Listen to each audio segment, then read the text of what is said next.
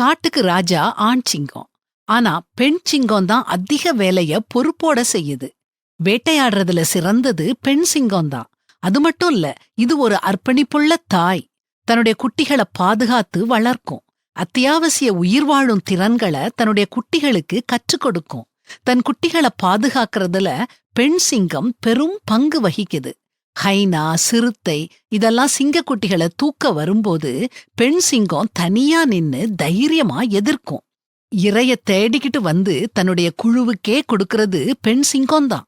ஆனா ஆண் சிங்கம் முதல்ல சாப்பிட இது அனுமதிக்கும். இது பெண் சிங்கத்தோட பலவீனம் இல்ல, அதோட தன்னலமற்ற தன்மையையும் அர்ப்பணிப்பையும் இது வெளிப்படுத்துது.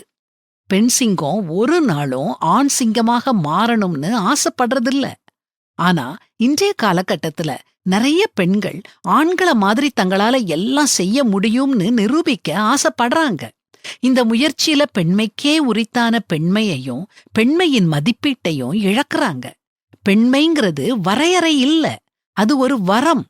பெண்மைக்கே உரிய உள்ளுணர்வு, இரக்கம், நளினம் இதெல்லாத்தையும் உள்ளடக்கிய ஒரு வடிவமைப்பு தான் பெண். சில துறைகள்ல பெண்கள் மட்டுமே பிரகாசிக்க முடியும்.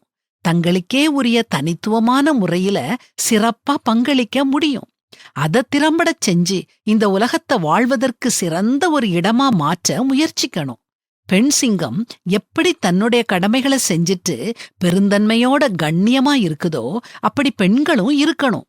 ஆண்டவருடைய படைப்புல பெண்கள் அழகானவங்க. அவங்க இடத்தை யாருமே நிரப்ப முடியாது. என் பிரியமே, நீ பூரண ரூபவதி, உன்னில் பழுதொன்றும் இல்லைன்னு வேதாகமத்திலேயே போட்டிருக்குதே. நமக்குரிய வலிமைய பயன்படுத்தி பெண்மைக்குரிய மென்மையோடும் நளினத்தோடும் இருப்போம். கடவுள் அதத்தான் நம்ம கிட்ட எதிர்பார்க்கிறாரு.